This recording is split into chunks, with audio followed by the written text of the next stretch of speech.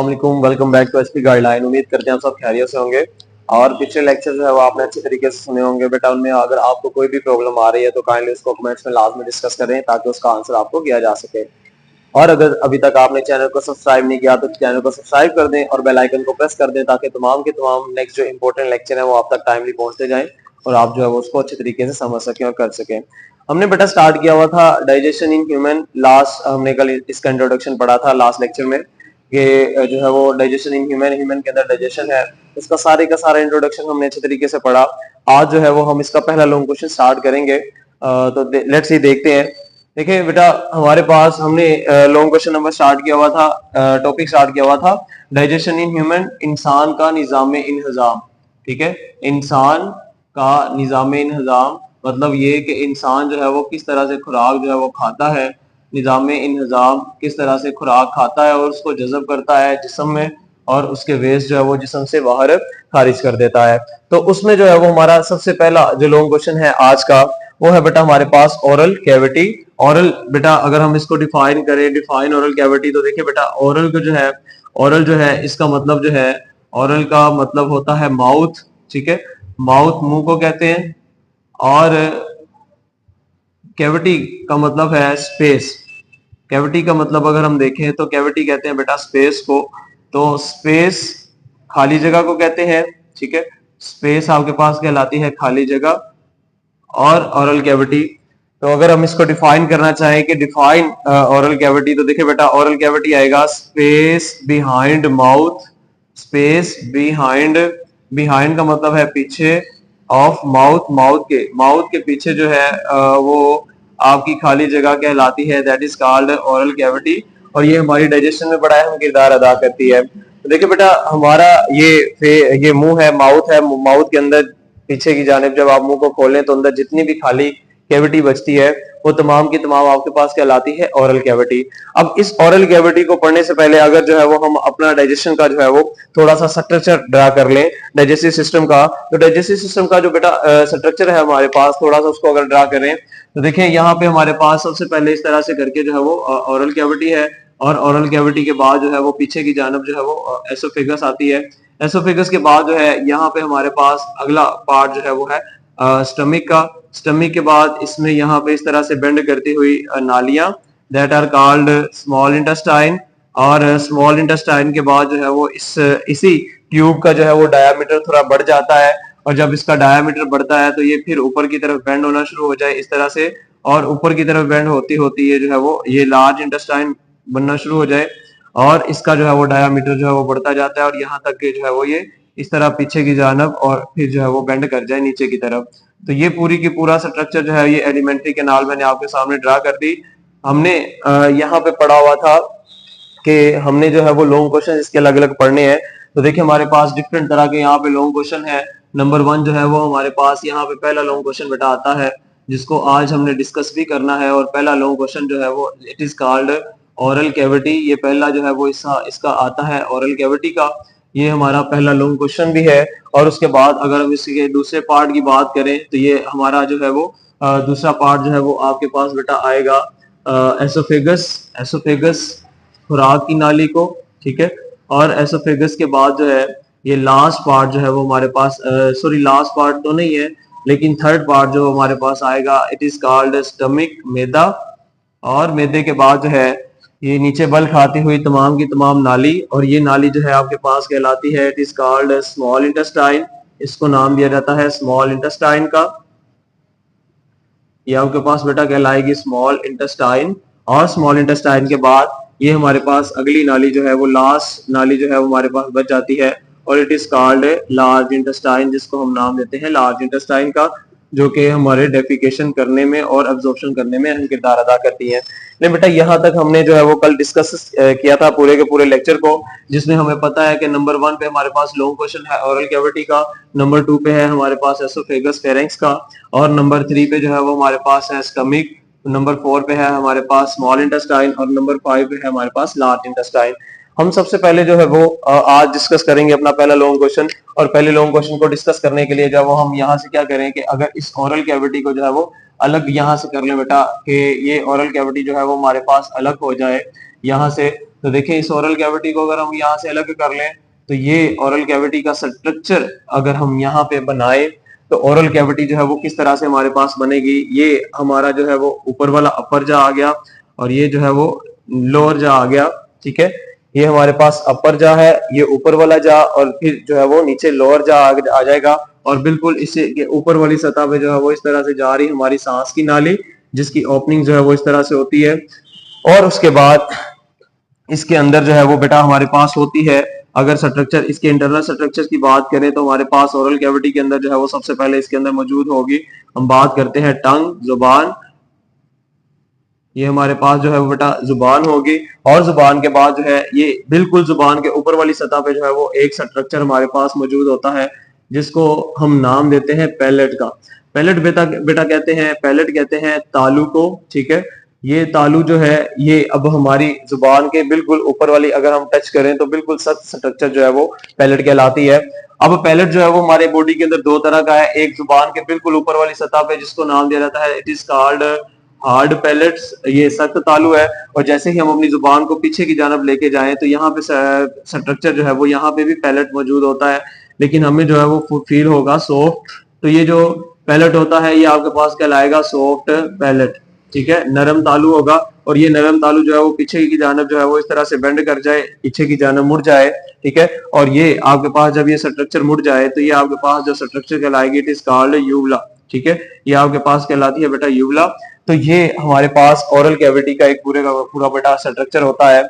उसके बाद ये स्ट्रक्चर पढ़ने के बाद हम वापस ओरल कैविटी पे आ जाते हैं कि ओरल कैविटी जो है हमने इसको अब मुसलसल जो है वो कंटिन्यू करना है। तो देखिए बेटा ओरल कैविटी के आपकी बुक के अंदर जो है वो ओरल कैविटी के साथ जो है वो कुछ पॉइंट्स लिखता है। वो कहता है कि ओरल कैविटी के फंक्शंस में आपके पास मुख्तलिफ तरह के फंक्शंस हैं, जिनमें हमारे पास पहला फंक्शन ये है, उसने लिखा हुआ है कि आपने जो है वो सबसे पहले ओरल कैविटी ने क्या करना है कि सबसे पहले ओरल कैविटी ने फूड सिलेक्शन करनी है।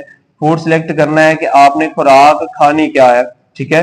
फूड सिलेक्शन करनी होती है सबसे पहले हमारी ओरल कैविटी ने। फूड सिलेक्शन करने के बाद जो भी खुराक उसने सिलेक्ट कर ली उसके बाद उसने जो है वो उसको क्या करना है, ग्राइंडिंग करनी है, उसको खुराक को पीसना होता है, ठीक है। ग्राइंडिंग करनी होती है उसकी खुराक की, और ग्राइंडिंग करने के बाद लास्ट एंड पे लिखता है हमारे पास यहाँ पे पार्शियल डाइजेशन, कि उसने जो है वो पार्शियल आधी जुजवी जो है वो डाइजेशन भी करनी है। किस चीज की डाइजेशन करनी है पार्शियल, ये हम जो है वो साथ साथ जो है उसको डिस्कस करते जाएंगे। तो देखिए बेटा सबसे पहले हम फिर बात करते हैं आज में ओरल कैविटी के। हमारे पास ये तमाम के तमाम जो है वो हमारे पास फंक्शंस हैं कि ओरल कैविटी जो है वो क्या परफॉर्म काम करती है। तो देखिए बेटा यहाँ पे हमारे पास सबसे पहली बात है फूड सिलेक्शन की। फूड को सिलेक्ट करना है कि आया कि हमने खुराक खानी कौन सी है। तो खुराक खाने के लिए क्या होगा, तो वो कहता है खुराक खाने के लिए सिलेक्ट करने के लिए आपको जो है वो 5 सेंसेस इन्वॉल्व होंगी। 5 सेंसेस बेटा कौन सी होती हैं, 5 हिस्से हमारी जो कि हमें बड़ा अहम रोल प्ले करती हैं हमारी लाइफ में भी। 5 सेंसेस में अगर हम देखें तो हमारे पास पहली जो है यहाँ पे आएगी आपके पास विजन है, देखना, ठीक है, देखने की हिस्स है। उसके बाद है स्मेल, स्मेल करना। नंबर 2 पे हमारे पास आएगी। उसके बाद नंबर 3 पे है हमारे पास हेयरिंग, सुनना। और नंबर 4 पे जो है वो हमारे पास है टच, छूना।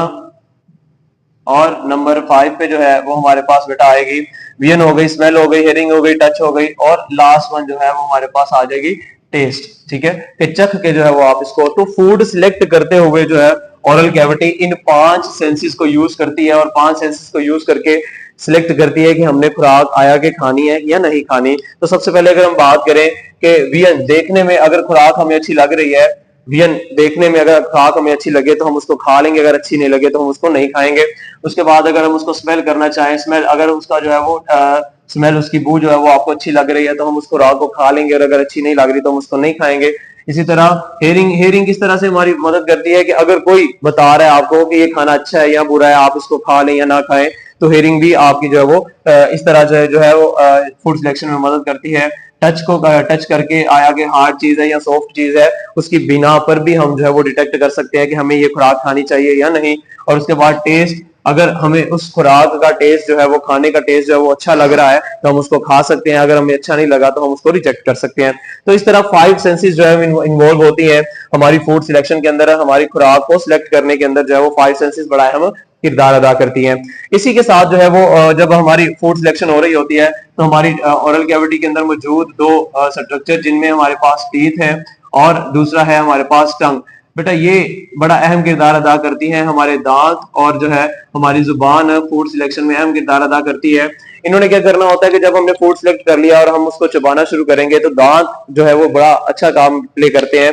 वो क्या करते हैं कि अगर उस खुराक के अंदर कोई डर्ट पार्टिकल रह गया, कोई कंकर रह गया या कोई बोन हड्डी रह गई है या कोई भी कांटा रह गया जो कि हमारी खुराक का हिस्सा नहीं है या हमने नहीं खाना उसको और वो हमारे जिस्म के अंदर जाके नुकसान कर सकता है, तो हमारे दांत या जुबान की मदद से जो हम पूरे का पूरा या निवाला बाहर फेंक देते हैं या फिर उस चीज को जो है वो उसके अंदर से निकाल के जो है वो बाहर की तरफ फेंक देते हैं। तो हमारी दांत और हमारी जुबान जो है ये फूड सिलेक्शन में अहम किरदार अदा करती है। तो यहां तक बेटा था हमारे पास एक फंक्शन हमने कंप्लीट किया फूड सिलेक्शन का कि फूड जब सिलेक्ट हो जाए तो फिर उसके बाद अगला काम शुरू हो जाता है, this is called grinding. Grinding करना है, अब हमने इसको ग्राइंड करना है किसकी मदद से, जुबान की मदद से और दांतों की मदद से।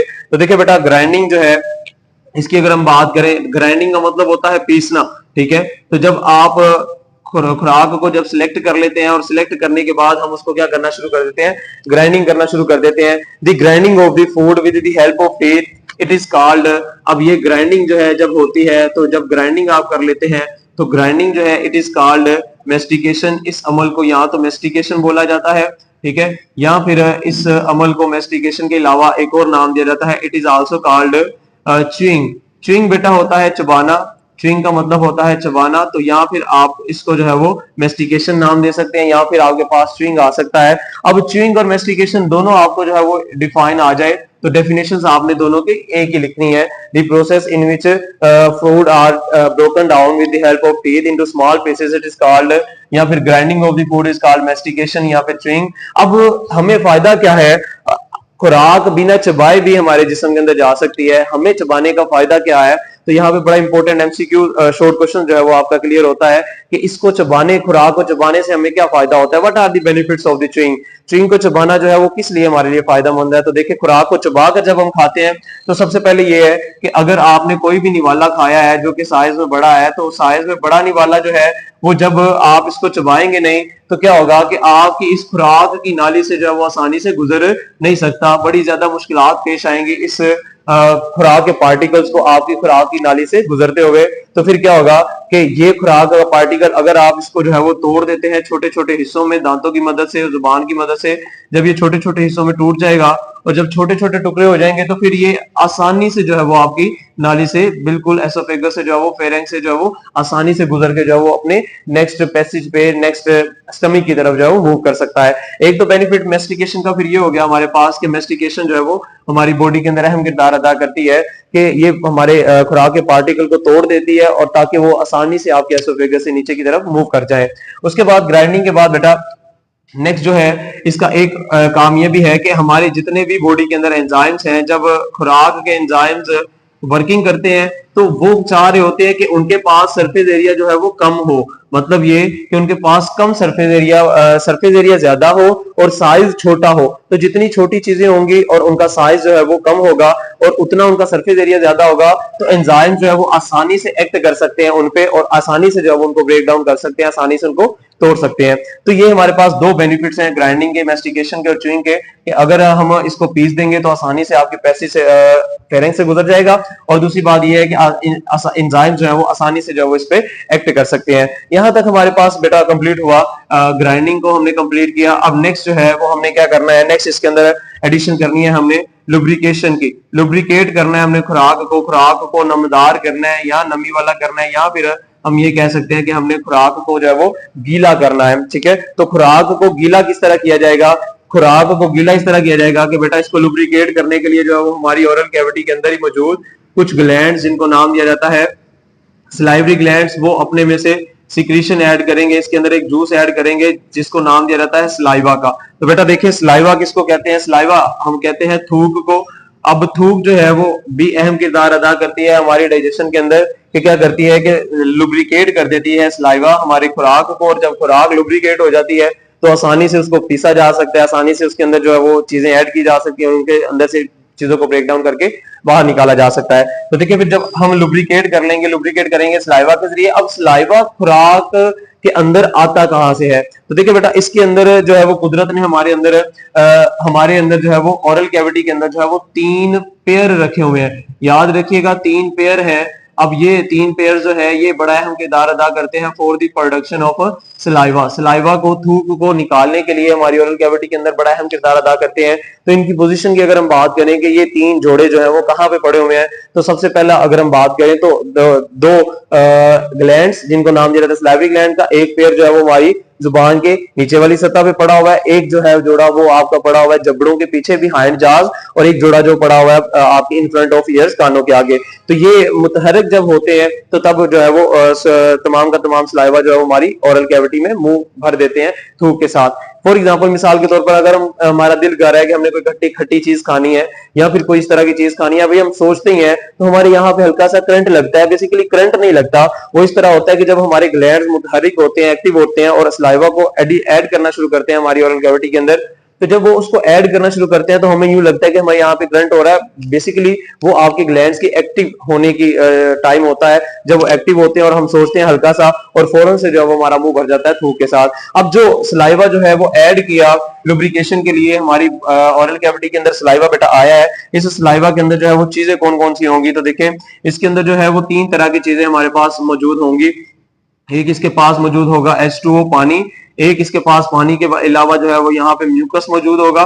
म्यूकस जो है वो हमारी खुराक को चिपचिपा करने के लिए, और तीसरा इसके अंदर जो है वो एक स्ट्रक्चर और ऐड होगा जिसको वो नाम दे रहा है, that is called salivary amylase. Salivary amylase, amylase जो है वो एक एंजाइम है जो कि एक्ट करता है किस पे, तो देखिए बेटा ये 3 तरह की चीजें हैं जो कि हमारी थूक के अंदर ऐड होती हैं और इनका अलग अलग काम है हमारी खुराक के अंदर। इसने इसको गीला करना है, चिपचिपा करना है। और सलाइवरी एमाइलेज बेटा देखिए 3 तरह के एंजाइम्स में आज आपको बता रहा हूं यहाँ पे।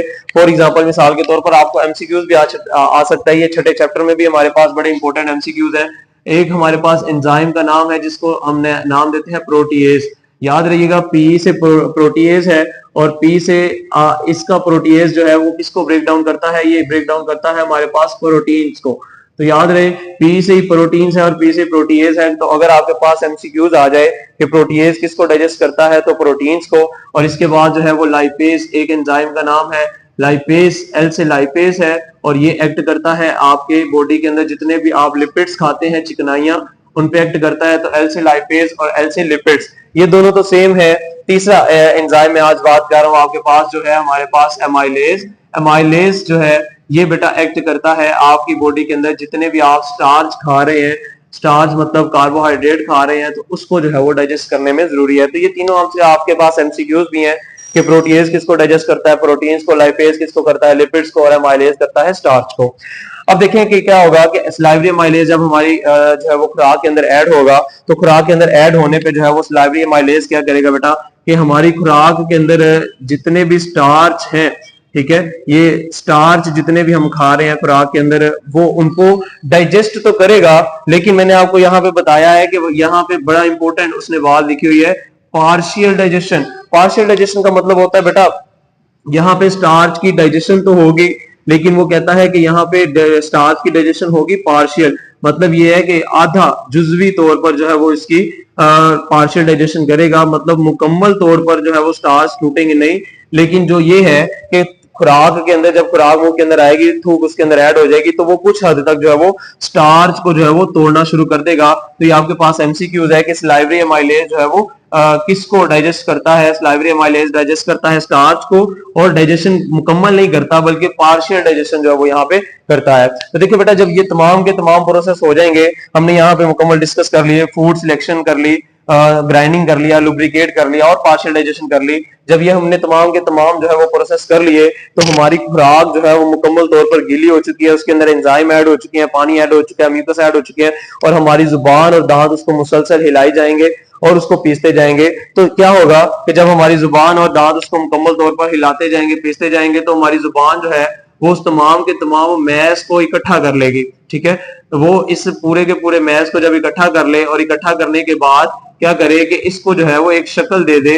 आपकी बुक में उसने नाम लिखे हुए हैं कुछ, वो कहता है कि during the process of food selection, grinding, partial digestion, lubrication, ये जितने भी प्रोसेस पड़े हैं, जब ये प्रोसेस हो रहे होते हैं तो हमारी जुबान जो है वो खुराक के तमाम पार्टिकल्स को घुमाती है और घुमा के जो है वो उसको कन्वर्ट कर देती है स्मॉल, छोटे, स्लिपरी। स्लिपरी का मतलब है बेटा फिसलने वाला, स्लिपरी, और स्फेरिकल। स्फेरिकल बेटा कहते हैं बेजवी शक्ल का, ठीक है, अंडे की शक्ल का, ठीक है, बेजवी शक्ल का, अंडे की तरह, अंडे की शक्ल का जो है वो ये स्ट्रक्चर बना दे। ये तमाम की तमाम खसूसियात जो है वो उस खुराक की बना दी जाती है। हमारी जुबान मुसलसल रोल करती है उसको, और रोल करके जो है वो उसको कन्वर्ट कर देती है छोटे, स्लिपरी, फिसलने वाले, स्फेरिकल, स्फेरिकल मैश में स्फेरिकल, अंडे की तरह की शक्ल का।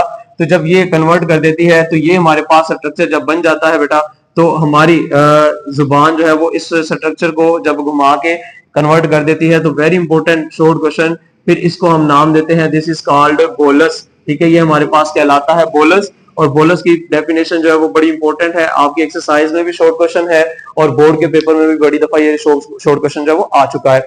तो क्या होगा कि हमारी जुबान जो है वो इसको घुमाएगी और कन्वर्ट कर देगी small, slippery, spherical matter, it is called bolus. और बोलस बनाने के बाद जो है वो क्या किया जाएगा कि उसको जो है वो हमारी बोलस बनाने के बाद जुबान की मदद से जो है उसको पीछे हमारी एसोफेगस में, नाली के अंदर धकेला जाएगा, वही स्वेलो इट, हम इसको स्वेलो करेंगे और स्वेलो करने के बाद जो है वो खुराक आ जाएगी हमारी एसोफेगस में। एसोफेगस में खुराक आएगी, ये हमारा नेक्स्ट लॉन्ग क्वेश्चन है। अभी तक हमने यहाँ तक पढ़ लिया कि बोलस जो है वो जुबान मुंह के अंदर, ओरल कैविटी के अंदर बन चुका है, और बोलस बनाने तक जो है वो हमारा ये पहला लॉन्ग क्वेश्चन कंप्लीट हो गया कि right a note on oral cavity, explain its function, ठीक है। तो हम इसके फंक्शन एक्सप्लेन करेंगे और इसको मुकम्मल तौर पर डिफाइन करेंगे। डिफाइन करने के बाद जो है वो ये आप डायग्राम जो है बेटा इसके साथ कर सकते हैं, जस्ट डायग्राम जो है वो आप इसके साथ बना सकते हैं कि जो है वो ओरल कैविटी की हमारे पास डायग्राम है। तो यहाँ तक हमारा आज का लॉन्ग क्वेश्चन जो है वो वाइंड अप हुआ। उम्मीद करते हैं कि आपको पसंद आया होगा।